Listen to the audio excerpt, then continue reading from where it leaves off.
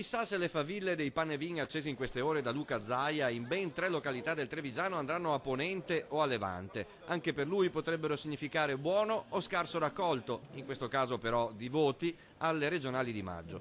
Molto dipenderà anche dagli alleati. Questa è una coalizione di centrodestra che continua. Ha governato il Veneto, sta governando il Veneto con Zaia presidente, quindi Lega, Forza Italia e alleati, e quindi noi continueremo sicuramente lungo questa strada. Tutte le forze politiche che si riconoscono nel centrodestra saranno le benvenute, sottolinea Marin. Intanto però Flavio Tosi continua a girare l'Italia. Sabato sarà a Roma per rifondare il centrodestra incontrando Giorgia Meloni di Fratelli d'Italia e il forzista Raffaele Fitto.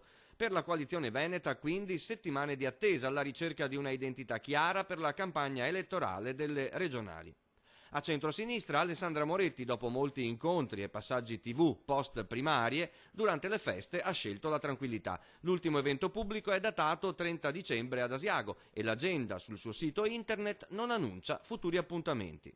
Alessandra si sta preparando, stiamo facendo tutta una serie di incontri con i portatori di interesse, insomma dai sindacati, agli industriali, ai partiti che vogliono aderire alla nostra coalizione, per costruire un programma veramente alternativo e anche, io direi, quasi rivoluzionario rispetto al governatore Zaia.